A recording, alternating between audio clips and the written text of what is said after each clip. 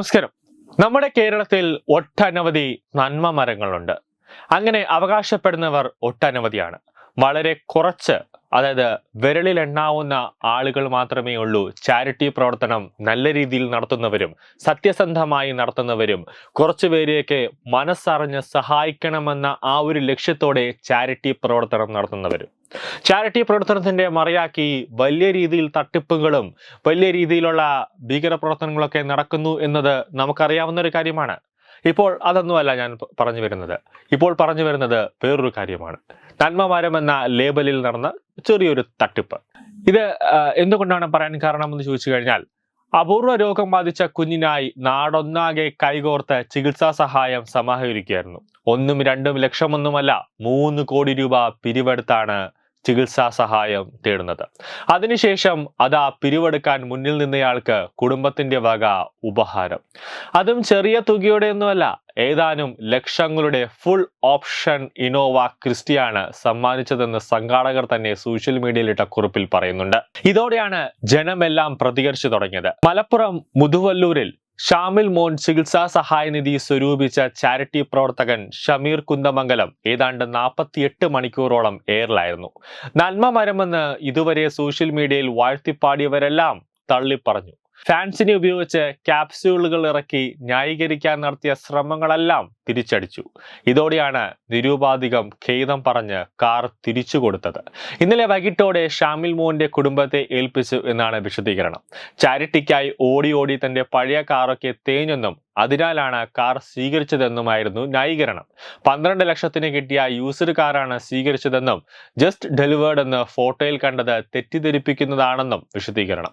സമാനമായ കാർ സ്വീകരിച്ച ചടങ്ങിൽ തന്നെ പഴയ കാറിന്റെ താക്കോൽ കൊണ്ടോട്ടി MLA TV ഇബ്രാഹിമിനെ ഏൽപ്പിക്കുകയും ചെയ്തു.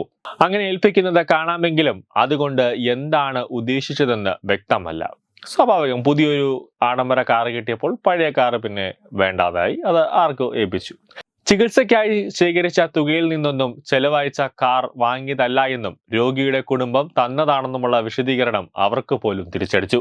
ഇങ്ങനെ ലക്ഷങ്ങളുടെ സഹായം നൽകാൻ ശേഷിയുള്ള കുടുംബമാണോ നാട്ടുകാരുടെ മുന്നിൽ കൈ നീട്ടിയത് എന്നാണ് ഉയർന്ന ചോദ്യം.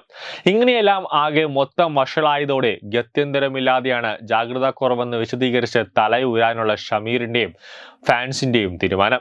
കാർ സമ്മാനിച്ച വേദിയിൽ വച്ച് തന്നെ അത് തിരിച്ചേൽപ്പിക്കണമെന്നായിരുന്നു നന്മ മരത്തിന്റെ പുതിയ വെളിപ്പാട്. ഇത് കേട്ടാൽ തോന്നുക താൻ അറിയാതെ കുടുംബം അപ്രതീക്ഷിതമായി കാർ സമ്മാനിച്ചുവെന്നാണ്. എന്നാൽ അതല്ല സത്യമെന്ന് ഇപ്പോഴും ഫേസ്ബുക്കിലുള്ള വീഡിയോ കണ്ടാൽ വ്യക്തമാകും. മുൻകൂർ പ്ലാനിട്ട് അനൗൺസ് ചെയ്ത് തന്നെയാണ് MLA അടക്കമുള്ളവർ ചേർന്ന് താക്കോൽ നൽകിയത്. യാതൊരു സങ്കോചവും ആശ്ചര്യവുമില്ലാതെ നന്മമരം അത് കൈപ്പറ്റി നന്ദി അറിയിക്കുകയും ചെയ്തു. പഴയ കാറിന്റെ താക്കോൽ ഏൽപ്പിക്കുകയുമായിരുന്നു. കേരളത്തിലെ CPMകാരുടെ പതിവ് പ്രയോഗമാണ് ജാഗ്രതാ കുറവ്.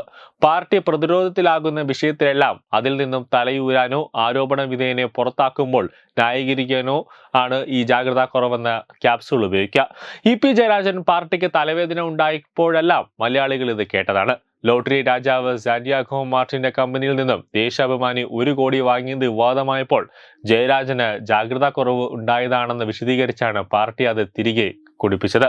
പാലക്കാട് PK ശശി ഉൾപ്പെട്ട വിവാദം, അതായത് ആ ഫണ്ട് വിവാദം പുറത്തു വന്നപ്പോഴും ജാഗ്രതാ കുറവ് എന്നാണ് CPM അതിനെ വിശദീകരിച്ചത്.